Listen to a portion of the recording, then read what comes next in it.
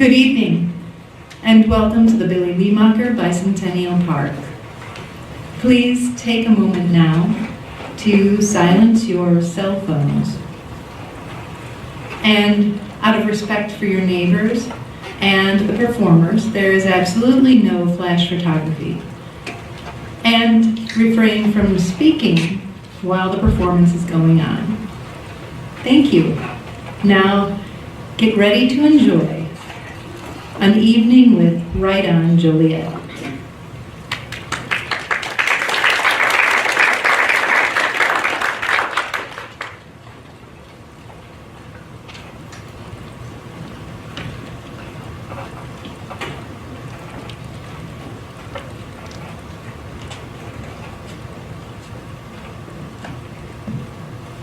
Good evening. Welcome to the historic Bicentennial Park Theater, where tonight you will hear and experience stories and poems from the members of WriteOn Joliet. This evening will incorporate the experiences of a reader's theater, a radio play, an open mic night, and audience participation. That's right, you, our studio audience, will be part of the experience. How will you know when and how to participate? Well, let's just say there will be signs.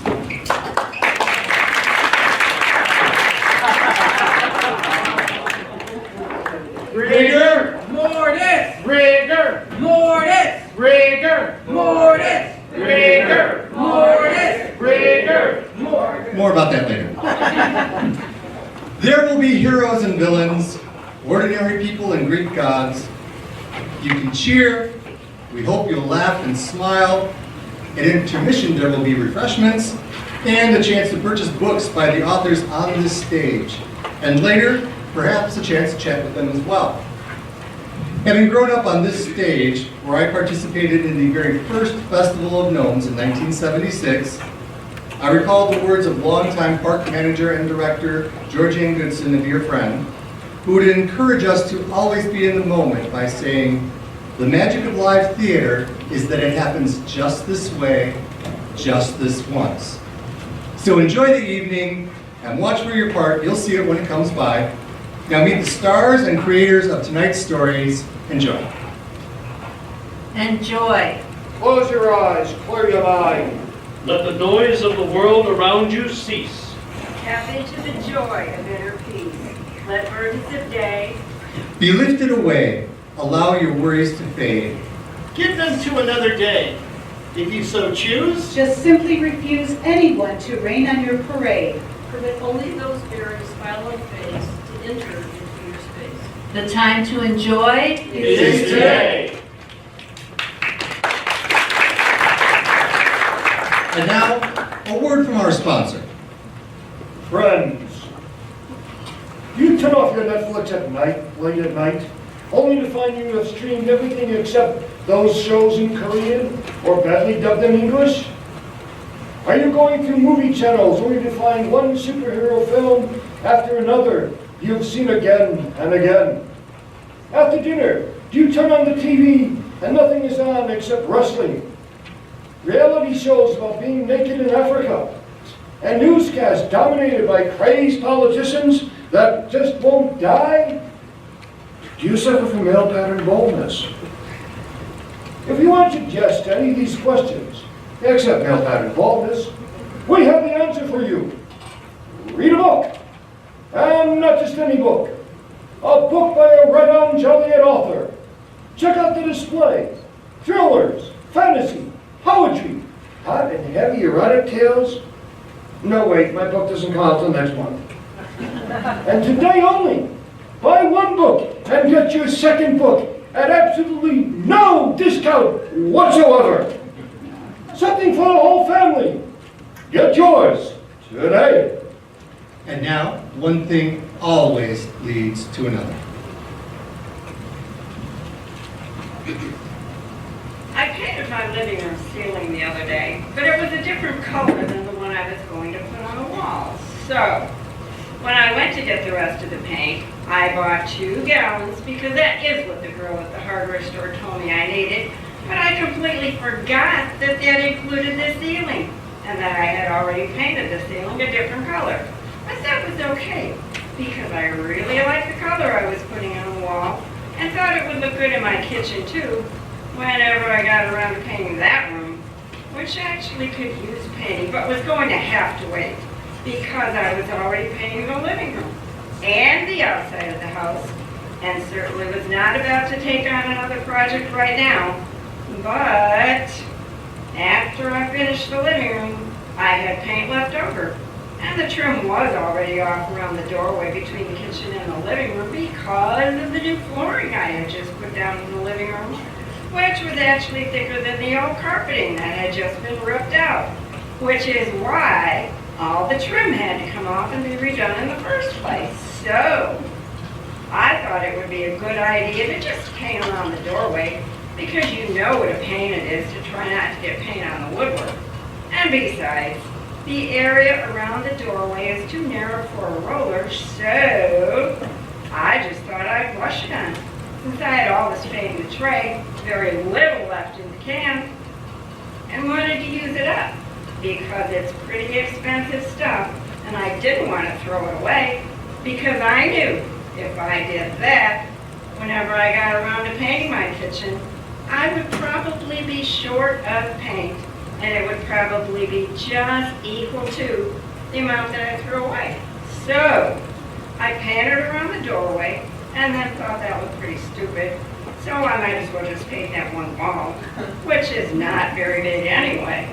And after I finished that wall, I couldn't believe I still had some paint left over, so I thought I'd just pour it into the little quart can that I bought earlier in the week when I just wanted to check the color and see if I liked it. But there was more paint left over than would fit in that little can, so I poured it back into the paint tray and decided to paint a little bit more, so I would not have any paint left over in the big can, since I already had another whole gallon of the stuff that I hadn't even opened yet anyway. And before you know it, by the time I was out of paint, I had nearly the whole kitchen painted, so I just kept going. It looks nice.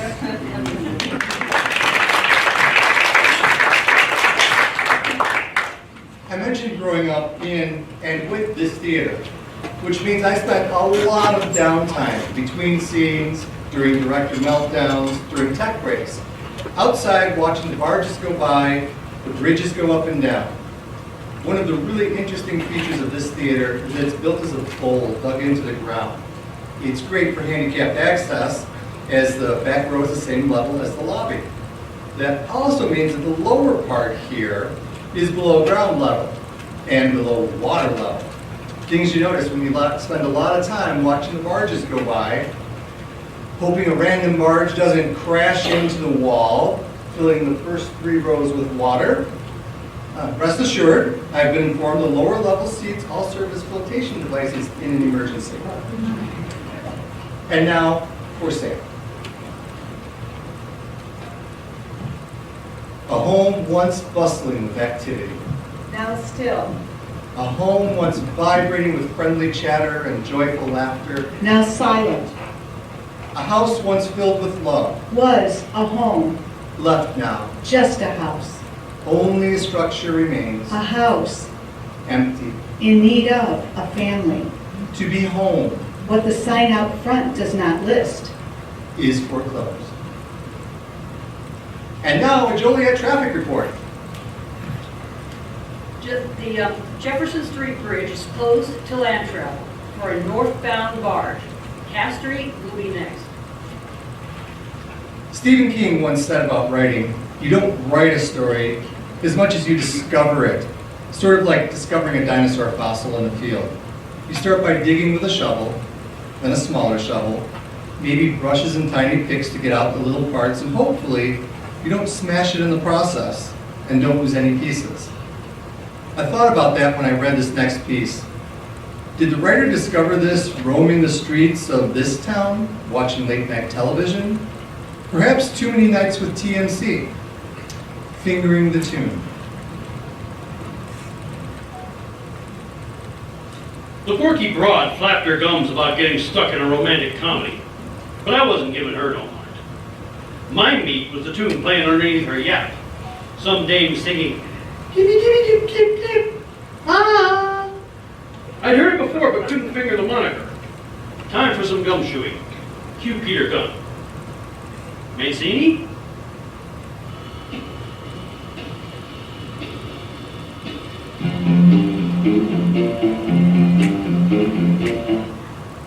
Anthony?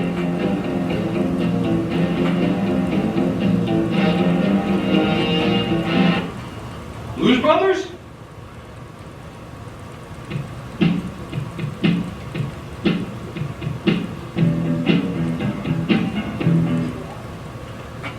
Let's get kooky and go with the art of noise. Too bad my fedora disappeared into the black hole of my storage unit. I had a couple leads. Someone claimed the tune was by some dame named Minaj. I tracked down her video on the tube of me. While stupefied by the shiny fabric billowing and fan blowing, I realized this wasn't what I was after. The video I remember had a broad with scary hair surrounded by gigs dressed as ballerinas. The video I was looking for got mocked by these two palookas from way back. They were kind of a guilty pleasure of mine. Saps, but they knew how to bust a gut. Nobody knew from nothing, their parents, their real monikers, or if they were even human. Everyone just called them Beavis and Butthead. Found them in the same dump they'd always been in, parking their keisters on the same flea bag couch, watching the same TV. Butthead made a lame gasser about Mickey divorcing Minnie because she was doing goofy. The only goofy ones here were them. His compadre spilled about a tune called Resistance. Boy, the chin music that could have been played on him. He was a whole orchestra. I dug up the video and that wasn't it. God is watching us though. Finally, I stumbled across a list of every single comment they made on every single video they watched. I took a deep breath and dove in, searching for the one with Butthead's doing goofy line. And I fingered the tune. No More I Love Yous by Annie Lennox. The same dame that told me what sweet dreams were made of and when the rain was coming again. Back when her hairstyle was better. And it was her tune that played under the fat broad's gum flapping, not Minaj. Minaj had this clicking finger snapping in hers. Lennox didn't. Case closed. I can now resume my regularly scheduled life.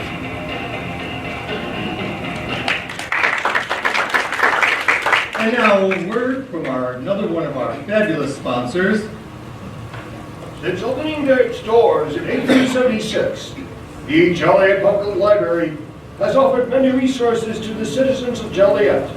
For your convenience, the Joliet Public Library has locations on Ottawa Street and Black Road. Library staff brings together the resources, services, and expertise to inspire Joliet residents of all ages to read, explore, ask, discover.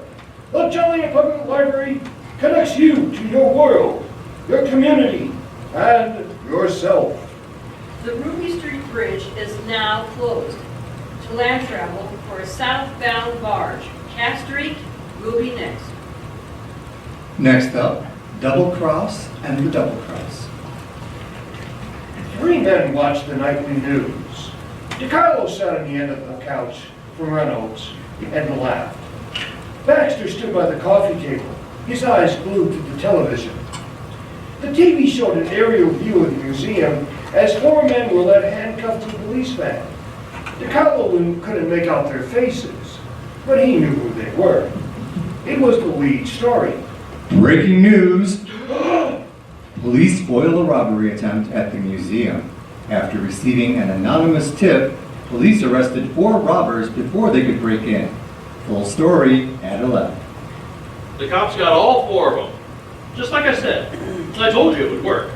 I tipped the cops off about the score and they took Garrity's crew down. Come on, let's go. I figure we have a few hours before the cops search their houses. They piled into Baxter's SUV. DiCarlo rode in back, studying his 2 partners. Baxter was quiet as he drove. They took down a bunch of scores together. He never worked with Reynolds before. Baxter thought brought him in on his score. Reynolds stared out the passenger window. His reflection showed his lips set in a grim line. The grapevine said he was a solid guy to have on a job. Reynolds faced Carlo. You backed out on the score they were planning and dropped a dime on them. Won't they put it together? You double-crossed them and ripped up their homes? I've done this before. They don't know my real name or that I know where they live. They won't get arraigned and bailed out for at least 48 hours since it's Memorial Day weekend. I will be long gone before Garrity and his crew get out and realize I double-crossed them. How do we know you won't double-cross us? We'll split the take tonight and go our separate ways. Baxter's worked with me before. Yep, He knows I won't screw him. yep. Reynolds nodded and turned back to the window. His face betrayed nothing of his thoughts. DiCarlo's smirk slowly faded into a frown. He sat back and looked down at his feet. DiCarlo was a professional thief, but this job was far from professional. He told Reynolds and Baxter he backed out of the museum job so they could rip off Garrity's crew. I didn't back out. Garrity threw him out of the crew. The bastard refused to work with DiCarlos, and the other three went along with his decision. Garrity was a tough, up-and-coming player, expanding into girls and dope. No one wanted to cross him, but I stuck to that trick, though. Garrity is going to rot in jail and pay. They will all pay. Malone, one of the first men arrested at the museum, had a condo 20 minutes from DiCarlo's apartment. Malone lived alone and the place was dark. DiCarlo never liked him. The dick was so full of himself.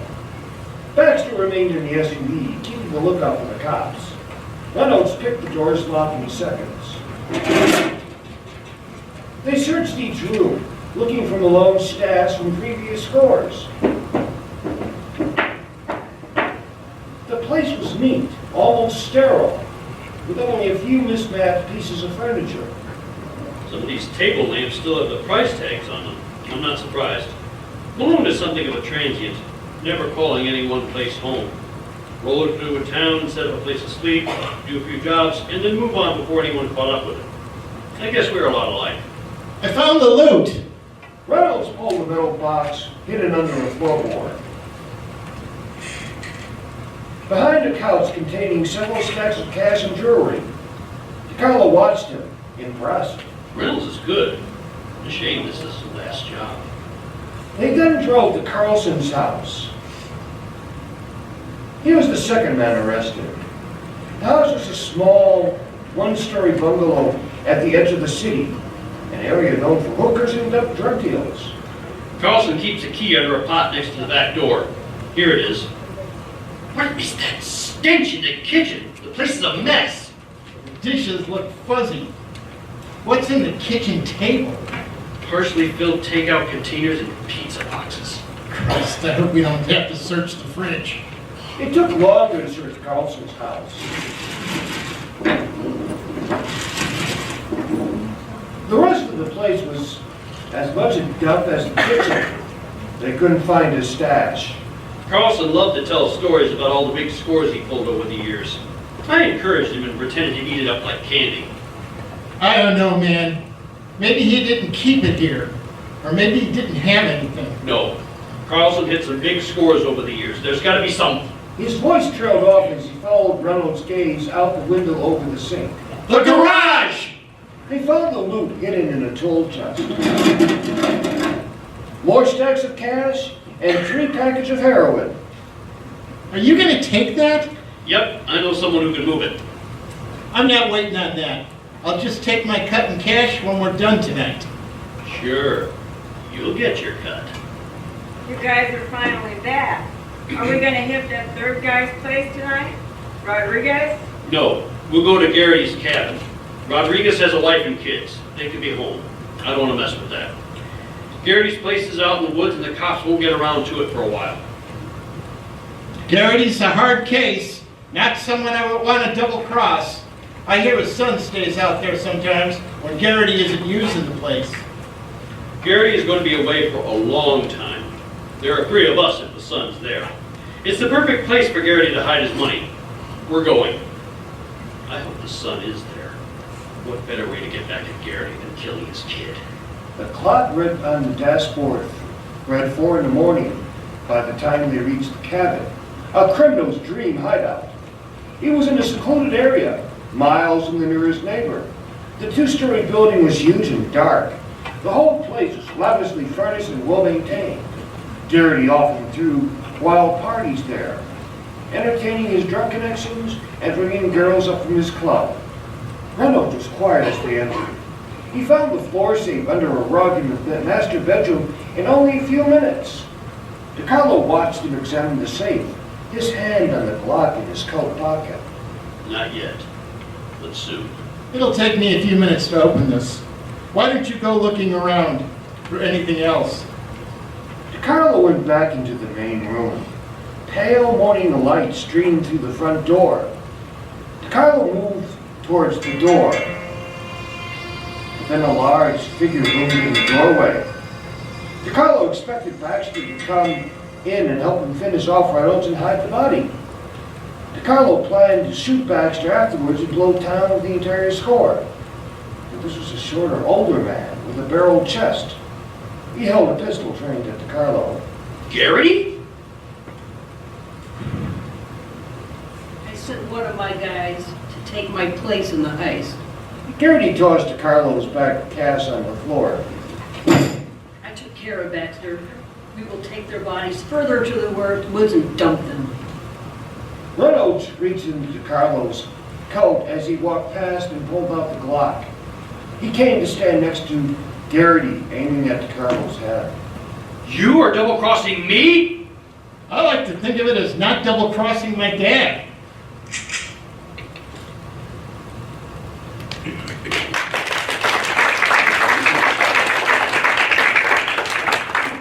Next up, on a dark Chicago street. Concrete crumbles underfoot. Dim rings of light beckon, daring bad actors to claim stage, release rage. Shots slice, quiet night.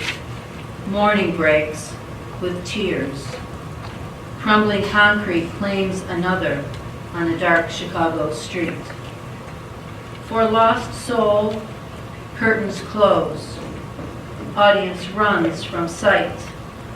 Dense fog brightened by flecks of red light. Sirens scream, sing with screams. Stage set right. Fear conquers crowd. New scene unfolds. A mother, a child, arms hold. Rings of light vanish, stage cleared. Crumbled concrete holds the heaviness of night. New actors play roles. Daylight carries on. Pink and blue flowers clutter beside the crumbling concrete. Atop fates claiming ground on a dark Chicago street.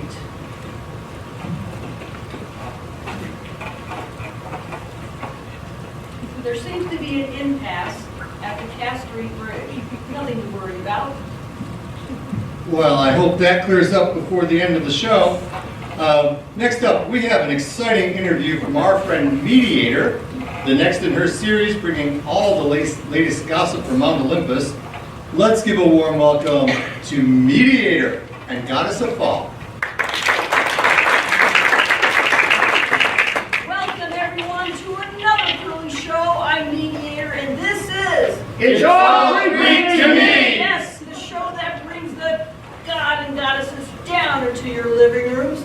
We have a full show for you today. Music and an interview with Goddess of All, Carbo. The packed auditorium erupted with applause. Have you heard? She's hot! Due to the hecklers, the music will take place before the interview. Heckling of any kind will not be tolerated. To ensure order, God Hades has graciously donated a security guard from one of the Grateful Dead tours he's on. A hooded goth type came through a side door.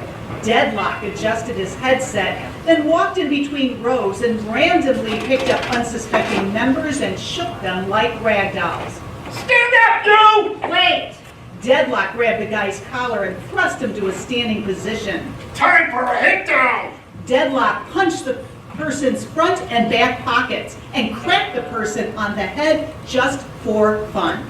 He's clean. Okay, thank you for your professionalism. That will do for now. I should say. Silence! The audience stiffened like soldiers at attention. Mediator frantically paced across the stage. His pallor grew noticeably. What were you planning to do with this? Deadlock shook a wrapper. Eating it? Not in this facility you're not, and that shirt is obscene. What's obscene about it? Not enough nudity. Okay, we have a shorter start and we are seriously running behind again. Thank you. Hey, it's him. Get out of that seat. With the authority of God Hades invested in me, go to hell. It's all good now. Thank you. Thank you. Joe for the Cyclops helped the roadies place instruments on the stage. Oops. Sorry. Shucks. Did anyone need this symbol? Jeez Louise. Oops. Watch out. Thank you, Dofar. Dofer bowed. A bushy unibrow rose over one central eye. With cloddish steps, he left the stage and went behind a curtain, stepping on a man. Ouch! Sorry, dude. Didn't see you down there. Dearie me, so without further ado, please put your hands together for Rigor and Morton! The audience screamed.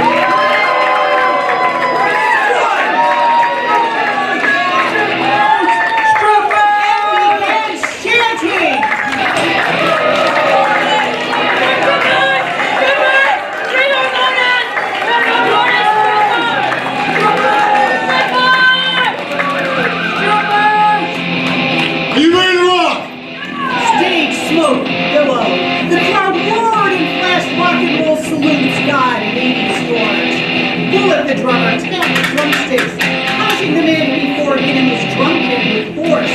Then the band erupted. Screaming all the applause, running into the door, screaming all the applause with your bucket heart. Buzzard, the bass player, jumped in the air, then fell flat to the ground during a guitar solo. He flailed on the ground and threw a tantrum in time he was playing. A mosh pit broke out. Slasher sang into the microphone while the audience echoed the singer's words. Broken heart! Broken heart! Broken heart! What's going on? The only thing Mediator could make out between static was Having fun! short and fast-paced songs with hard-edged melodies were just raunchy enough to cause crowd surfing and stage diving. They closed with a slower song, Goblin Love. Goblin, goblin, candlelight, doing the town and doing it right in the evening. It's pretty pleasing. Goblin singing, goblin down, doing the goblin bump. All right, one last round of applause for Rigor and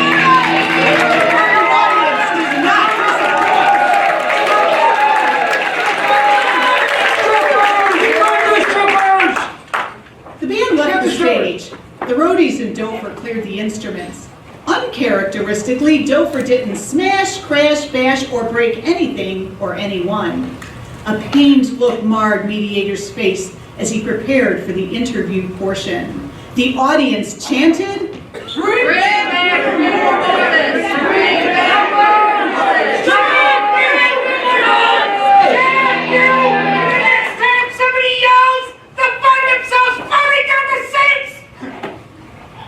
Or we can get puddles on some of you, or all of you. He's got 3 heads, and they're not particularly picky. They're just hungry. Thank you, Deadlock. Our next guest is one of 3 daughters of Zeus and Aphrodite, introducing Goddess of all, Carpo. Yes! Goddess Carpo walked onto the stage and sat down on a cushioned chair. She's super fine! That's it. How'd you get over here so fast? Talent with enough skill. However, you have a one-way ticket to the U.S. voyage of the damned. Hey man, I'm not dead! A technicality. Besides, everyone has to die. No biggie. Say hi to Justin for us. Bon voyage! The man leapt through a vaporous door that appeared in front of him. Then poof, it vanished just as Goddess Carpo came onto the stage. God Hades' guard is very competent. The deadlock scooped up the imaginary kisses and gave a high five. Indeed. Now, can you tell the audience about yourself? As you mentioned, I'm a daughter of Zeus and Aphrodite. I also have 2 other sisters, Goddess Sallow of spring and Goddess Oxo of summer. Perhaps we can have your sisters on sometime? Possibly. That would be great. Now, I heard all of you are the goddesses of the hours. Please indulge us in explaining this. Would we all like to hear this? The audience heartily clapped.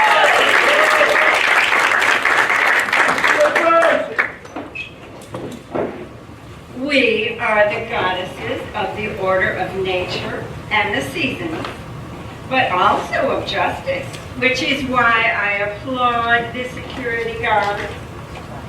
Thou and I know them quite well, as we escort Persephone to and from the underworld. Thank you for that insight. Are there any other special tasks you are responsible for? We guard the gates of Olympus. I create clouds to disguise the entrance. All of us monitor the stars and constellations to aid farmers in planting and tending their crops. We are benevolent. We bring to God and humans many things that are good and desirable. What about winter? It's either not here or here too long. Security! Take it down 1,000, man! This isn't heckling, but a question. We want to know what this winter is. I never ask for questions! Maybe you should. You know, audience participation. I'll take that. I will address his question. Very well. To be transparent, we've had issues with Goddess of Winter Cean, something about refresher courses or CEU credits. Just know the governing body of Olympus is working on it. Thank you. Isn't that nice? Now for something brand new on the show. Geek or Greek? Hot seat. I'll ask 3 quick questions and you give a quick response. Are you ready? Most certainly. Astronomy, Greek. Yogurt, Greek. cheese, Greek.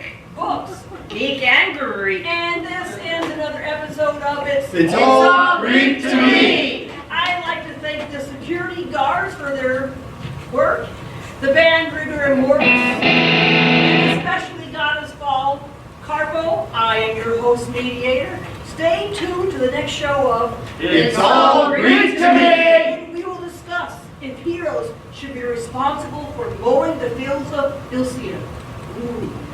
We have suggestion box stationed at every exit. Fill out or keep your check tracked. Tips are mandatory. I'm watching. The audience hastily pulled out money from their pockets, purses, and wallets. Dover the Cyclops and George the Centaur cleared the auditorium. Mediator paid the security guards and gave them a few dog biscuits for Puddles. They have bad Tartarus. The security guard, the stagehands, and Mediator laughed. In the office, the staff and Mediator read the suggestions. Number 1, how about question and answering sessions? Number 2, why can't we have a virtual option? That's not too bad. Number 3, mediators should be fired to the depths of Hades. Yeah, right, that's not going to happen. 4, oh my goodness, more strippers? Oh, good grief. Well, all in all, not a bad show. We bring back the security guards? I'm afraid we can't refuse God Hades' kind offer. I suppose they did bring some order to the show. What's the chances of getting God Hades to come on to the show? About as much chance as the goddess of winter, Cean, freezing hell.